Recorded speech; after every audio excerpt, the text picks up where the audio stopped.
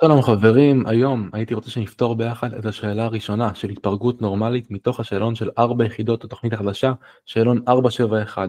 בואו נפתור אותו ביחד כדי שמי שלא הצליח יוכל לראות דרך נכונה לאיך לפתור את התרגיל הזה, ומי שכן הצליח לפתור אותו, בואו תראו דרך שונה ואולי טיפה יותר פשוטה שתעשה לכם טיפה סדר בדברים האחרונים שלא הבנתם, שיכולה לעזור ולקדם אתכם. טוב, בואו נעבור שנייה אחת ללוח שלנו ונסתכל ביחד על התרגיל. טוב, התרגיל הזה הוא תרגיל בהתפלגות נורמלית. קודם כל, כמו שאמרתי, אני אזכיר שנייה אחת את הנוסחאות של התפלגות נורמלית. הנוסחה זה Z שווה ל-X פחות הממוצע שלנו, חלקי סטיית התקן. זו הנוסחה המרכזית של הנושא, אבל אני רוצה שתכירו עוד נוסחה נוספת, הנוסחה של כמות אחוז. מעטים האנשים שמלמדים אותה, ואני חושף אותה פה בשבילכם כדי שיהיה לכם יותר קל להגיד לשאלות כאלה. אנחנו נפעיל את הנוסחה של כמות ואחוז כל פעם שמדובר על איזושהי כמות, נגיד כמות ילדים מסוימת, או שיש לנו איזשהו אחוז שלפיו אנחנו צריכים לחשב כמות, והיא הולכת ככה, שימו לב חברים. אני קורא לזה ריבוע הקסם. פה יש לנו מקום למקם תמיד את האחוז, פה 100, פה כמות ספציפית, ופה כמות כוללת. תוך כדי השאלה כבר נזרום ונבין בערך את הסיפור הזה. אני לא אתעכב על זה עכשיו כי סתם חבל לנו על הזמן. טוב, בואו נתחיל שנייה אחת השאלה. בבית ספר מסוים נערכה תחרות קפיצה לרוחק, תוצאת של שיעור התלמידים בתחרות מתפלגים נורמלית. אוקיי, קודם כל אני אלך לצייר את ההתפלגות. נצייר פה את ההתפלגות. בערך משהו כזה. כל שאלה בהתפלגות נורמלית צריכה להתחיל בזה שאתם מציירים את ההתפלגות. מרחק הקפיצה הממוצע היה 4.2. טוב, ממוצע באמצע, אני אמקם פה את ה-4.2 שלי, שזה בעצם הממוצע. 69.2% מן המשתתפים קפצו למרחק קטן מ-4.5 מטרים. גם את הנתון הזה אני רוצה למקם כדי לראות ממש פיזית על הגרף מה קורה. 4.5 ו-69.2% קפצו למרחק שקטן יותר מזה. אז כל השטח האדום שאני מצייר פה עכשיו הוא 69.2. משימה ראשונה בסעיף א' היא למצוא את סטיית התקן שלנו. טוב, הנוסחה של כמות ואחוז לא תעבוד פה, אבל כן אפשר להפעיל את הנוסחה הרגילה של הנושא. זה לא כזה בעיה. סעיף א', אוקיי. בואו שנייה אחת נפעיל את הנוסחה. את ה-Z אנחנו יכולים למצוא. אנחנו יודעים פה מה האחוז. יש לנו את הטבלה בנוסחאות שמקשרת בין ה-Z לבין האחוזים. האחוז פה הוא 69.2. הוא בצד שמאל, אז אפשר להשתמש בו. אנחנו נחפש בטבלה של ה-Z 0.692, וככה בעצם נוכל להבין מה ה-Z. טוב, נחפש 0.692. 0. אני גם מחפש, תחפשו ביחד איתי. הנה, 6, לא מצאתי עדיין. הנה. 692 יצא לי שה-Z זה 0.5 לפי הטבלה. בעצם אמרתי את האחוז להיות Z. ה-Z שלי הוא 0.5. ה-X שלי הוא 4.5 פחות הממוצע שהוא 4.2 חלקי ה-S סטיית התקן שאנחנו בעצם לא יודעים. נבצע פה כפל בהצלבה, אני אעשה פה חלקי 1 ונבצע כפל בהצלבה. זה 0.5 S שווה יוצא שם 0.3. נחלק את זה בחצי, ויוצא לנו שהסטיית תקן היא 0.6. זה כבר נתון סופר חשוב שיש לנו, נרשום אותו גם פה. סטיית תקן של 0.6. בואו נמשיך ביחד לסעיף הבא. נמחק, נעשה פה טיפה סדר. גם את הנתונים האלה כרגע אני רוצה למחוק, כי אם לא כאלה רלוונטיים לנו לסעיף הבא. ננקה פה את כל האדום. אופה, גם את זה. טוב, יש לנו פה ממוצע הוא 4.2 וסטיית תקן של 0.6. נמשיך לקרוא. המשתתפים שמרחק הקפיצה שלהם היה גדול מ-5.16 מטרים זכו במדליה. בואו נמקם את זה גם כן, כל דבר למקם על התפלגות חברים. 5.16. כל אלה שהמרחק הקפיצה שלהם היה יותר גדול מהדבר הזה. אז כל אלה פה זכו במדליה. מה אחוז המשתתפים שזכו במדליה? טוב, קודם כל אנחנו רואים שזה האחוז מצד ימין. הנוסחה של הנושא לא יכולה לחשב אחוז מצד ימין. אנחנו נצטרך קודם כל לחשב את כל השטח שאני מסמן עכשיו, את האחוזים האלה פה.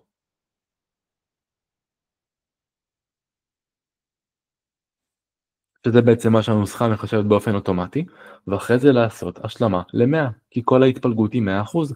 בואו שנייה אחת תסתכלו מה אני מתכוון. נפעיל פה שנייה את הנוסחה חברים. Z שווה ל-X הוא 5.16, פחות הממוצע שהוא 4.2, סטיית תקן שהיא 0.6, בואו נבין שנייה אחת מה ה-Z, 5.16 פחות 4.2 חלקי 0.6, זה יוצא 1.6.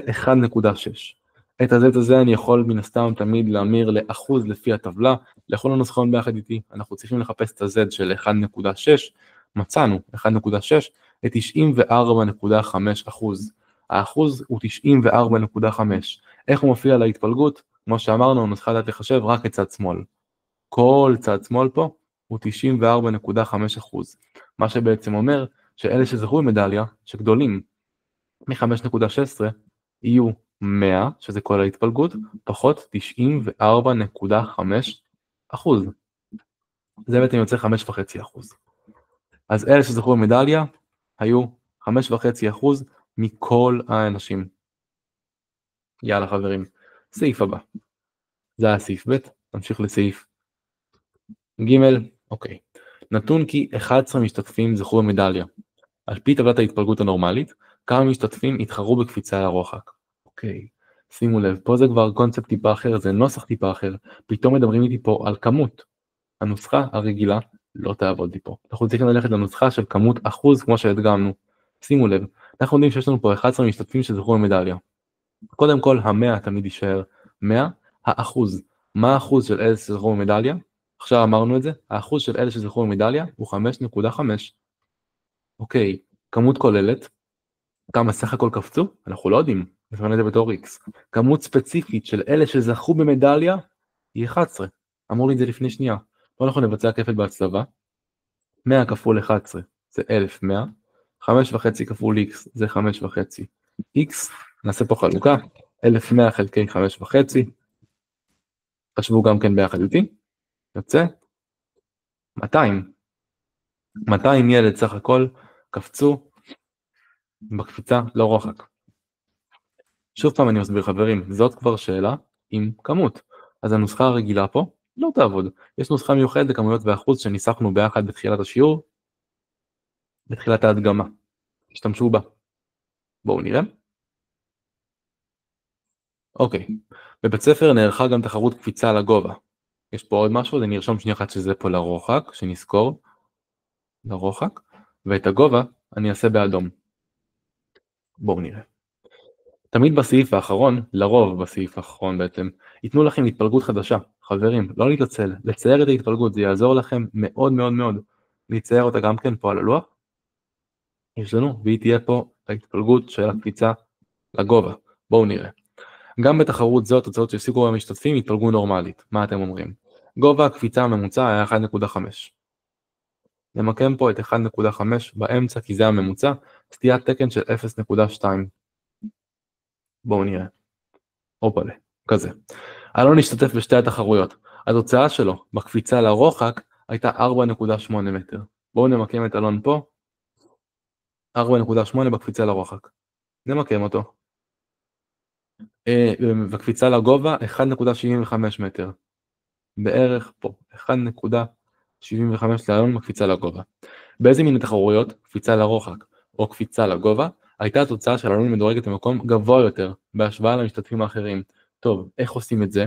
צריך בעצם להבין באיזה התפלגות אלון עקף אחוז יותר גדול של אנשים. הכוונה, באיזה התפלגות, החלק שבא לפניו גדול יותר. סתם לצורך העניין, אם פה הוא עקף 70% מהאנשים, ופה הוא עקף רק 60% מהאנשים, ברור שבקפיצה לגובה הוא הצליח יותר, אבל זה סתם היה מספרים שחרטטתי מהראש, בואו נבדוק את זה ממש פרקטית ואמיתית. בואו נחשב פה את ה-Z בכל אחד מהתפלגויות. Z שווה, פה ה-X במקרה של אלון בקפיצה לרוחק הוא 4.8, פחות 4.2 ו-0.6, בואו נראה כמה זה יוצא, 4.8 פחות 4.2 חלקי 0.6 יוצא 1 עגול. בואו נמיר את זה לפי הטבלה, מ-Z לאחוז, כי זה בסוף שמעניין אותנו, יוצא 84.1%. אז הוא עקף פה 84.1% מכל המשתתפים. הישג יפה. בואו נראה אם בגובה הוא עקף יותר אנשים. טוב, נגיד פה גם כן את הנוסחה של Z. Z שווה במקרה פה ה-x הוא 1.75 פחות 1.5 חלקי הסטיית תקן שזה 0.2, 1.75 פחות 1.5 חלקי 0.2, 1.25. שוב פעם, לטבלה חברים כדי להמיר את ה-z להיות אחוז, 1.25, בואו נראה, 1.25 יוצא לנו, אוקיי, 89.4%. פה הוא עקף 89.4% מכל המשתתפים. טוב, אפשר לראות בבירור באיזה תחרות הוא הצליח יותר. הוא לגמרי הצליח יותר בקפיצה לגובה, שם הוא עקף 89.4% מהמשתתפים. בקפיצה לרוחק הוא עקף 84.1%. פה הוא עקף יותר, הוא ממוקם יותר גבוה, אז התשובה פה היא שבקפיצה לגובה הוא הצליח יותר. פה התוצאה שלו מדורגת במקום יותר גבוה ביחס לכל השאר. בואו נחזור שנייה אחת לשיחה ונסכם. אוקיי חברים, זאת הדגמה לשאלת בגרות בהתפלגות נורמלית. זה מן הסתם מיועד למי שכבר מכיר את החומר ותורגל איתו, ורק רוצה לחדד את הדברים האחרונים, ומי שרוצה לראות פתרון של החומר. מי שלא, יש הסברים באינסטגרם שלי על הנושא הזה, תיכנסו, תעדכנו, ובואו נמשיך לשאלה הבאה, ובהצלחה עם הכל חברים.